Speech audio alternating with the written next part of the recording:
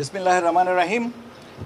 আপনারা জানেন যে আমরা এবছর 3টা ভোটার তালিকা প্রকাশ করব এবং তার একটা 2রা মার্চ করেছি, একটা আজকে চূড়ান্ত করছি। এটার সম্পূরক তালিকাটা আমরা গত 10ই অগস্ট আপনাদেরকে জানিয়েছিলাম, আর আরেকটা করব 31শে অক্টোবর পর্যন্ত সময় নিয়ে। এই 3টার মধ্যে এখন যেহেতু 2টা, আমি আপনাদেরকে total voter as on today যেটা হচ্ছে, সেটার সংখ্যা হচ্ছে 12,63,07,504।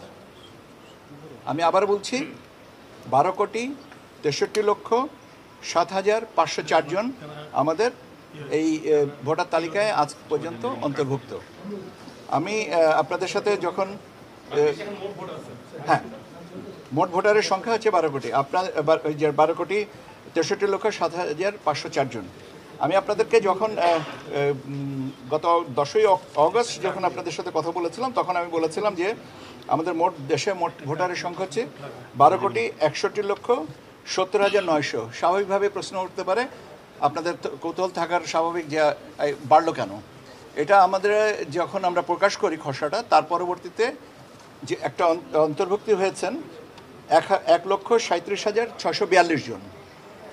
এনারাও বাদ পড়ার তালিকায় ছিলেন, বাদ পড়া ছিলেন, তারা আবার এটাতে নতুন করে অন্তর্ভুক্ত হয়েছেন এবং প্রকাশিত তালিকার থেকে 1,038 জনকে কর্তন করা হয়ে গেছেন, যারা প্রকাশিত তালিকার পরবর্তীতে ইন্তেকাল করেছেন বা অন্য কোনো ইন্তেকালই করেছেন, যেটা বাদ গেছে। 1,038 জন, 1,038 জনকে কর্তন করা হয়েছে, আর অন্তর্ভুক্ত হয়েছেন 1,37,642।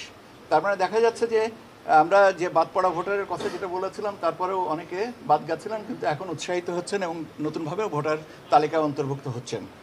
সেই বিবেচনায় আজকে আমাদের ভোটার সংখ্যা হচ্ছে, আমি আবারও বলছি, 12,63,07,504 জন। আমরা আরেকটা তালিকা 31শে অক্টোবর পর্যন্ত, যাদের বয়স 18 বছর হবে, তাদেরকে নিয়ে আমরা 31শে অক্টোবর আরেকটা তালিকা আপনাদের কাছে প্রকাশ করব এবং সেটার সময় অনুযায়ী আমরা নির্ধারিত করে আমাদের ভোটার তালিকা চূড়ান্ত করব। এই হচ্ছে আমাদের পরিসংখ্যানটা আপনাদের শেয়ার করার ছিল।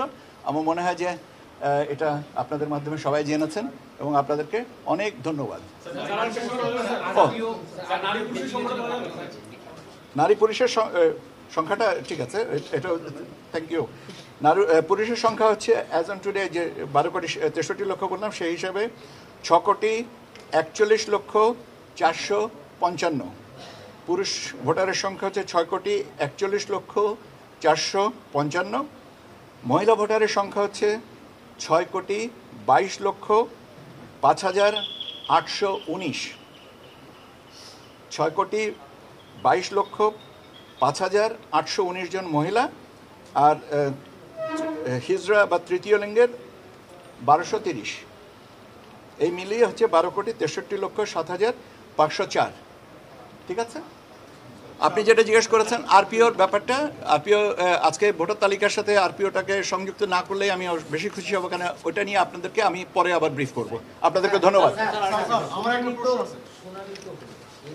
আমি আজকে এই মুহূর্তে আপনাদের সাথে ভোটার তালিকা নিয়ে কথা বলতে এসেছি। ভোটার তালিকা নিয়ে কথা বললাম, শুনানির ব্যাপারটা আপনারা যেটা আলোচনা, সেটা নিয়ে আমাদের কমিশন কাজ করছেন, আরপিও নিয়েও কমিশন কাজ করছেন।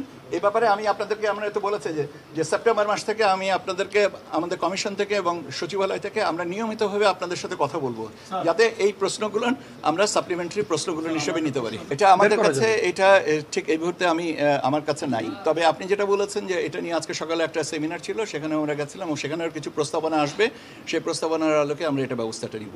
ওখানেও বলা হচ্ছে ইউএনডিপি আজকের এই প্রস্তাবনাটা ওয়ার্কশপটা আয়োজন করেছিল।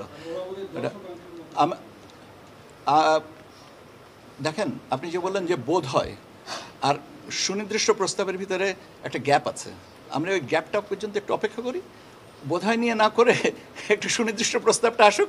আমি তো আপনাদেরকে বলছি যে আগামী মাস থেকে আপনাদের সাথে আমরা নিয়মিতভাবে ব্রিফিংয়ে আসবো, যাতে আমাদের এই গ্যাপগুলো কমিয়ে যায়। ঠিক আছে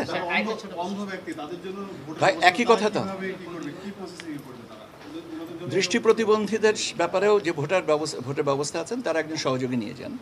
এবং সেগুলো নিয়ে করতে পারেন। এখন আরেকটা প্রস্তাব আসছে আজকে, যদিও এটা আজকের বিষয়বস্তু না, আমার সেরকম যদি হয় তাহলে তার জন্য ব্যালটে আলাদা প্রভিশন করতে হয়।